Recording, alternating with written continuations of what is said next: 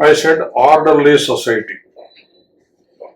I said our concept of economy is political economy and not the Western concept of economics as meeting the means and the ends. Now see Chanakya. He says Manushyanam Vrittihi Arthaha Manushyavati Bhumihi Ityarthaha Tasyaha Prithivyaha Labhaha Palana Upayaha Shastram Arthashastram. Nothing can be more explicit. Let me translate.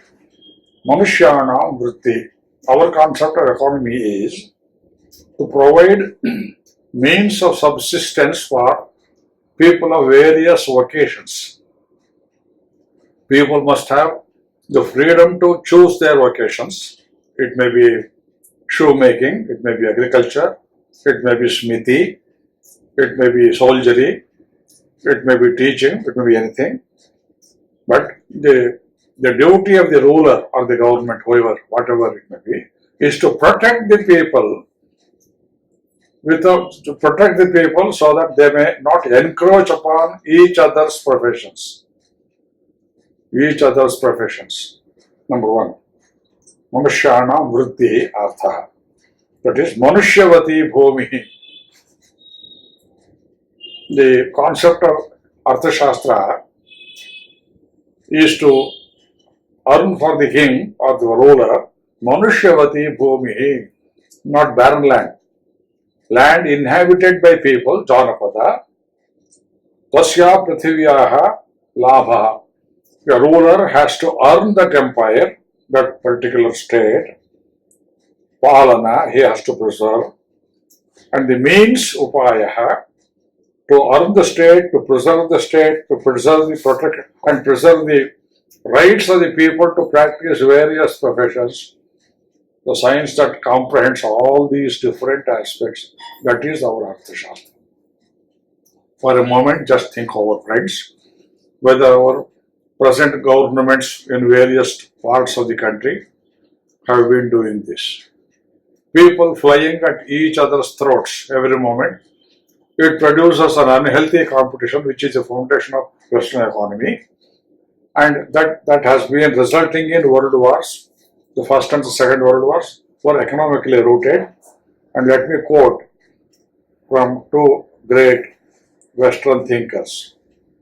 Now this is John Ruskin, who says, political economy is neither an art nor a science, but a system of conduct and legislature founded on the sciences, directing the arts, and impossible except under certain conditions of moral culture. See, Ruskin is an exception because he comes very near to the Indian concept of Dharma.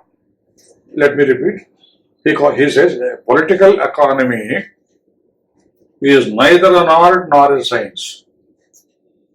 You cannot call it either the Napoleonic code of administration or the Marxist type of one, because whatever you call it, or art or science, it has to be grounded in morality, he says. It is a system of conduct and legislature. Conduct and legislature. I am afraid they don't go together in our present system. Legislators don't have conducts, mostly. People with conduct don't come into the legislature. There is a great divorce, unbridgeable gap. Now this is to be founded on the sciences. There are other sciences, Dharma, for example, direct in the arts and impossible except under certain conditions of moral culture. You cannot have economics without morality. That's a very, very great concept. You have to understand it. Another great thinker called Alfred Marshall, very nearly comes to our concept. He says, the economist, like everyone else, must concern himself with the ultimate aims of life. Good God. The ultimate aims of life are Artha, Kama, Dharma and Moksha. I do not know how Alfred Marshall fell upon the great Indian concept of Purushartha. He says even for the economist, there has to be a consideration for the ultimate aims of life. Are you sure that we are moving in this direction? Kenneth Galbraith, who was an ambassador to India many years ago, in his great book called The Affluent Society, Kenneth Galbraith was an ex-American ambassador to India, I think during Kennedy's rule. Affluent Society, this is the name of the book he has written. That is a society which has plenty of wealth, affluent. He says the shortcomings of economics are not original error but uncorrelated obsolescence. Uncorrelated obsolescence. Wealth is the relentless enemy of understanding, he says. This is not Chanakya. This is Kenneth Galbraith. So there are good thinkers in among the West. Whether they are being followed or no is a different thing. Wealth is a relentless enemy of understanding. Now the idea is, a good economist, a good administrator, a good politician like Modi must have an understanding of all the various means of well-being of the people. That he must keep in mind.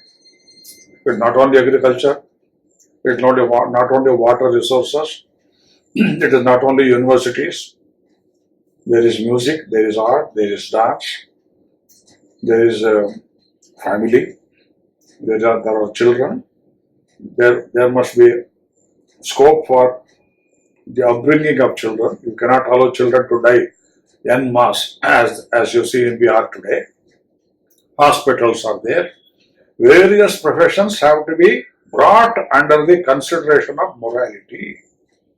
That is what Chanakya says.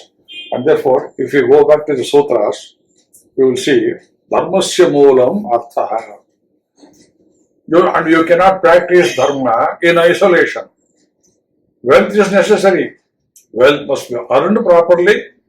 Wealth must be distributed properly. Wealth must be managed properly. There has to be tax. If a man earns money by bad means, you have to tax him. The word tax originally means, taxing a man means putting a man under restraint, putting a man under straits, so that he may renounce the bad ways by which he is earning his money. Dharmasya moolam Arthaha, Arthasya moolam Rajyam, Rajyasya moolam Indriyajayaha. See, look at the correlation. Rajyasya moolam Indriyajayaha.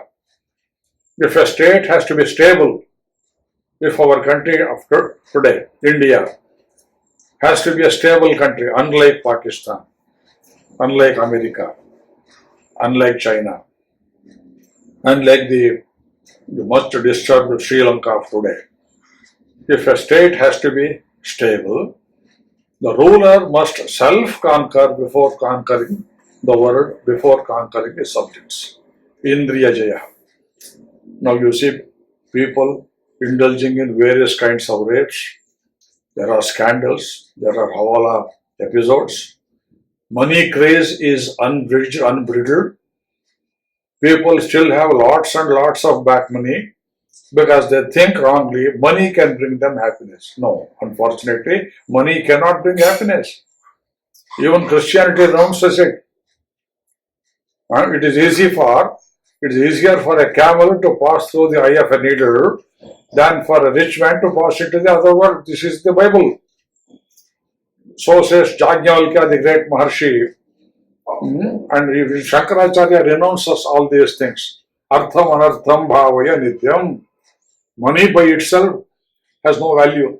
I will have to say more about this. That which is in the hands of a man who can use it properly, that is money. If in my hands, if I am a self-controlled man, if I have some money, and if it can be used for other people's welfare, only then you can call it money. A dead man having around his waist lots and lots of gold coins is not a wealthy man. If I know Sanskrit, I know Tamil, if people donate to me a whole library of Urdu or Persian books, I am not going to be wealthy because I cannot use it. What can be used and used properly, only that is wealth. So I think ultimately we have to redefine our concept of wealth.